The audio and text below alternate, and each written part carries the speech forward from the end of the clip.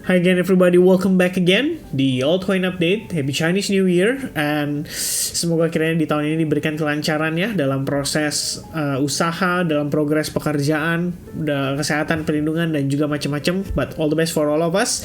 Dan ya, kita bakal bahas untuk Cardano di video update kali ini. Sebenarnya ini balik lagi ke update altcoins ya, yang top 5 sekitaran 5 hari lalu saya sempat ngebahas tentang opini saya seputar Cardano, dan menurut pandangan saya masih ada possibility memang untuk dia bisa rebound kembali pada kala itu waktu kita ngebahas.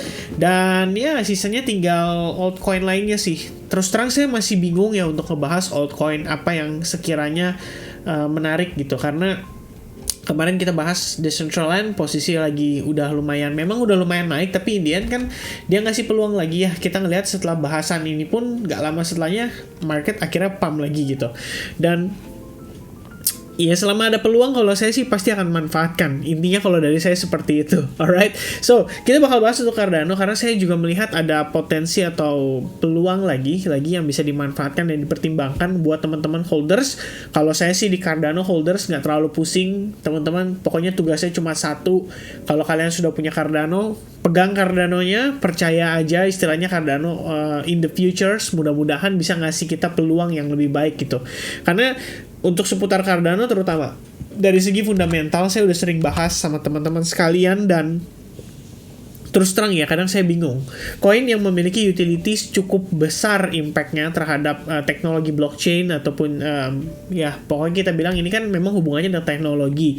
Jadi istilahnya teknologinya juga harus ada pembaharuan, harus ada development, dan bisa mengikuti perkembangan.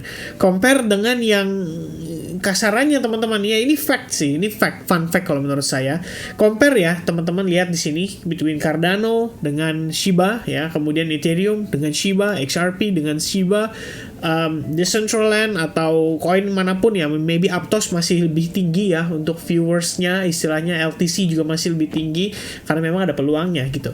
Tapi ngomongin Shiba yang istilahnya lumayan aktif dalam promosi, lumayan aktif dalam marketing, istilah kasarnya nih teman-teman ya, kalau teman-teman cek lagi background Shibarium as a game changer itu udah dipromot nggak tahu dari kapan, dan sampai sekarang pun kita belum dapat istilahnya kepastian dari pihak Shiba tokennya sendiri. Meanwhile Cardano upgrade berjalan ya, kemarin ada Alonso, kemudian macam-macam ya, kita udah tahu dia istilahnya ada berbagai update lah untuk Cardano. Begitupun untuk Ethereum, ada berbagai update. Litecoin perhaps akan halving, kemudian XRP ya, ini XRP drama, kita nggak tahu sampai kapan selesainya. Tapi yang tertarik, orang-orang lebih tertarik dengan koin-koin seperti ini gitu loh. Jadi yang memang promosinya mungkin aktif jalan terus, dan ya harganya mungkin nge-spike-nya naik turunnya lumayan signifikan gitu loh. Jadi once again saya menilai di sini bahwa sannya nggak semua mungkin ya, istilahnya dari segi apa ya, kalau saya bilang ya background atau proper educationnya ya, untuk seputar between, membedakan lah sederhananya, membedakan between investing sama trading aja itu udah agak sulit gitu loh istilahnya, dan mungkin lebih suka yang spekulatif seperti Shiba ini pada dasarnya gitu loh kalau kita ngelihat di sini. Dan saya nggak ngejelekin Shiba, saya juga nggak ngebagus-bagusin Cardano, karena menurut saya semua koin di luar Bitcoin itu punya potensi scam, karena semua kembali lagi tergantung daripada developernya juga. Kalau developernya memang udah mau nakal, in the end pasti akan scam juga. Jadi mau dia sebagus apapun, kalau misalnya developernya dari awal udah niat nakal dan di ujungnya dieksekusi, pasti kelar juga. Intinya itu sih kalau menurut pandangan saya, karena semua koin selain Bitcoin itu punya kepentingan ya. Ethereum ada Vitalik Buterin, kemudian Cardano ada si Charles Hoskinson, XRP ada Ripple, BNB ada Changpeng Zhao ya kan, atau CZ. Shiba kita nggak tahu siapa kreatornya, tapi kreator ada sih sebenarnya kreatornya, cuma saya nggak tahu, lebih tepatnya saya nggak tahu kreatornya siapa. Tapi yang pasti ini semua punya tujuan, dan tujuannya itu adalah make money atau make profit. So you do have to be careful kalau kita ngomongin altcoin. Selain Bitcoin, itu semua punya potensi untuk scam. Itu aja sih pesan dari saya ya. Jadi saya ingat banget salah satu waktu kita lagi ada sempat kita adain kolaborasi ya bersama dengan Ko Sylvester, kemudian Ko Angga Andinata. Ko Angga ada sempat bilang dia percaya bahwa semua koin selain Bitcoin itu bisa menjadi nol ya. itu sih ya satu note yang saya sangat perhatikan bahwasanya ya memang karena selain Bitcoin itu semua punya kepentingan. Itu sih yang sebenarnya perlu dipahami oleh teman-teman sekalian ya. Jadi in terms of investment juga kita harus ngelihat dong company-nya ini ada projection atau enggak. Dan so far saya ngelihat Cardano always have an upgrade, always have development, teknologi juga berkembang, dan in the end terlepas dari harganya dia mau naik karena apa, mungkin karena Bitcoin-nya ikut naik, terus yang lainnya ikut ngepam juga, termasuk si Cardano salah satunya. Yang pasti selama project development-nya berjalan dengan baik, I think it's good ya teman-teman. Itu udah lebih dari cukup kalau buat saya ya. Setidaknya kita tahu lah ada perkembangan yang berjalan pada Cardano. Nah teman-teman, kita bakal update deh untuk price action-nya ya. Sekarang kita lihat lagi. Ini sebenarnya Cardano ada satu yang saya pengen give note once again. Ini sedikit review aja supaya teman-teman punya gambaran lagi. Ini memang kita kalau misalnya lihat dari close up, kamu bisa lihat ya bahwa Cardano itu telah break terhadap salah satu trend line-nya. Oke, tapi permasalahannya di bagian atasnya juga kita masih punya trendline loh. Jadi kalau misalnya teman-teman tarik lagi ya lebih ke extend ke atas seperti ini ya, more or less more or less seperti inilah ya. Kalian bisa lihat nih, hubungkan ya, bottom ketemu istilahnya bottom and then become top and then become top gitu ya. Ini trendline yang menurut saya lumayan major. In the end kita mungkin akan dibawa untuk nge-retest ke level itu, dan level itu ada di kisaran lebih kurang ya. Ini kalau saya tarik ada confluence juga dengan resistance yang di level 0,42 dolar. Kalau saya extend ke samping, kamu bisa lihat sebelumnya adalah level support. Jadi kalau misalnya ngelihat Cardano sebenarnya di very powerful resistance itu harusnya ada di kisaran 0,4 dolar sampai 0,42 dolar ya, lebih kurangnya 0,42 dolar lah. Ini kalau saya pembulatan biar pas aja ya lihatnya 0,4265 lah kira-kira di level tersebut.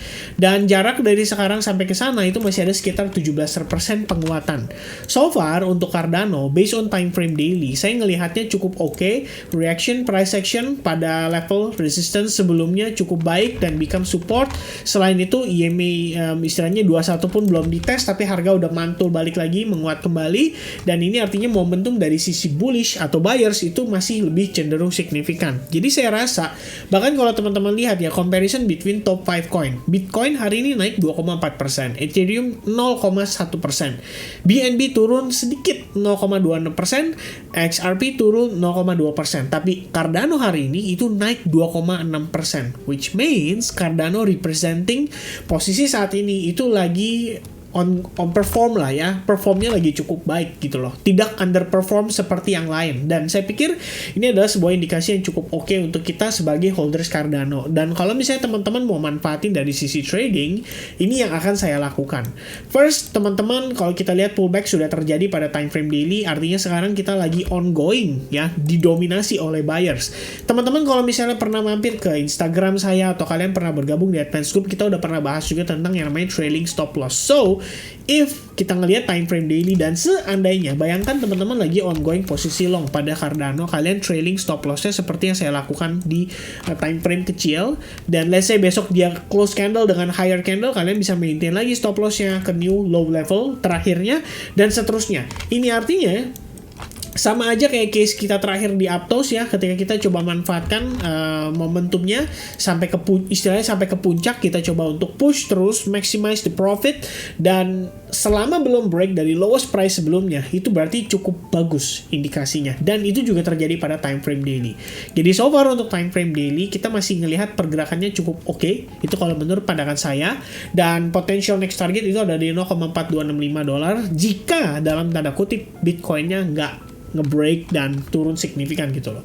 Kalaupun Bitcoinnya turun, ekspektasinya adalah Bitcoin dominance-nya steady. Tapi saat ini, teman-teman bisa lihat nih, Bitcoin dominance kan lagi mendominasi banget. Bahkan kalau teman-teman cek Cardano terhadap Bitcoin, ini posisinya terakhir itu lagi sedikit melemah. Jadi sempat menguat, tapi kemudian dia melemah. Nah, sebenarnya kalau lihat posisi seperti sekarang ini kan sebelumnya adalah area resistance, become support. Kalau somehow Cardano bisa bertahan terhadap Bitcoin di atas level support itu, maka Cardano punya peluang untuk bergerak sedikit, istilahnya tidak mengikuti dominasi daripada Bitcoin. Jadi Bitcoin ini nge-pressure market, tapi Cardano itu istilahnya bisa ngelepas diri daripada tekanan Bitcoin. Jadi kalau misalkan Cardano terhadap Bitcoinnya naik di sini, itu bakal bagus buat kita ya. Istilahnya holder si Cardano. Nah, untuk time frame daily, note saya adalah teman-teman perhatikan level 0,4265 itu bakal jadi batas atas resistance yang saat ini teman-teman perlu aware terhadap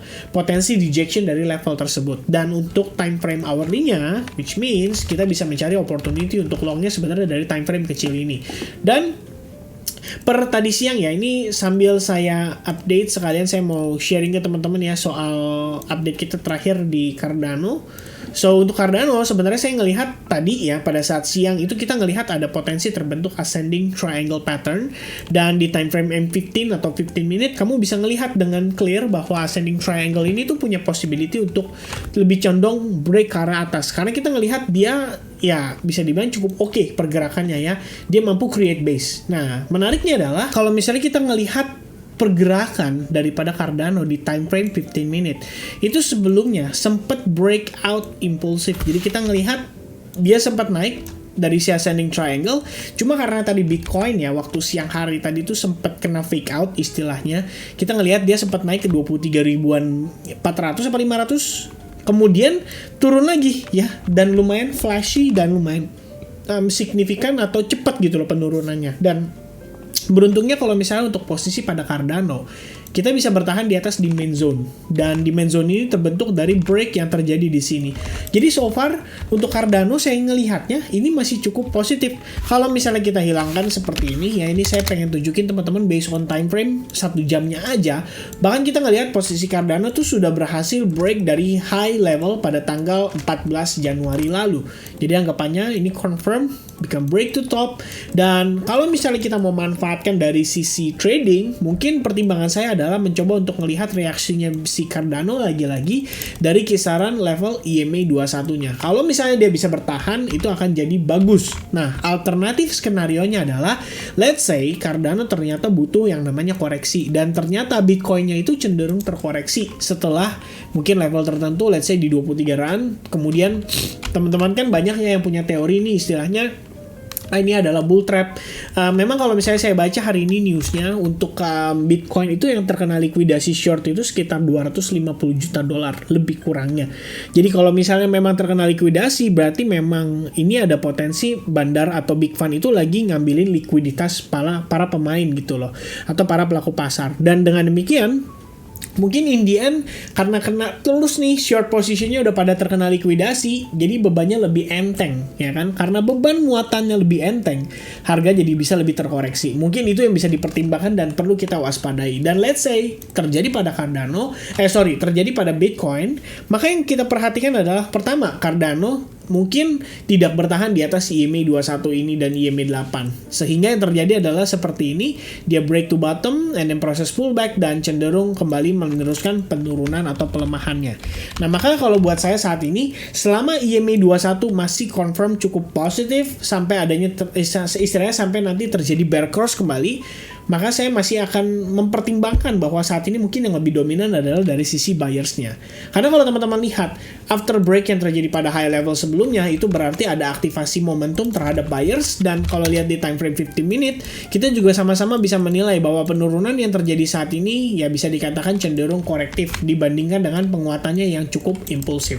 Jadi kalau misalnya menurut pandangan saya saat ini, Cardano masih lumayan lebih dominan di sisi buyers-nya. Jadi kalau misalnya kita mau maintain posisi atau mau re-entry posisi, saya mungkin akan lebih nyaman untuk mencari long position. Gak masalah kalau misalkan ternyata pas saya ngambil, ternyata terjadi reversal, that's okay, karena once kita salah, kita berarti ada risk management, stop loss kita udah di set sehingga kita rugi nggak besar, ruginya kita bisa batasi tergantung resiko yang kita harapkan atau kita inginkan, yang kita bisa toleransi, dan in the end kita dapat good deal, bisa entry lagi di harga yang lebih murah. Dan itu menurut saya adalah strategi yang mungkin harusnya bisa diimplementasikan oleh kita semua. Alright, so itu dia teman-teman ya, saya rasa update saya seputaran Cardano I think bisa memberikan cukup banyak penjelasan ya terkait dengan bagaimana plan saya juga, mungkin dari sisi investment. Saya masih keep Cardano, saya nggak akan jual dalam waktu dekat, apalagi istilahnya Cardano yang memang saya beli dalam harga yang cukup murah atau relatif murah bagi sebagian orang. Saya masih belum jual juga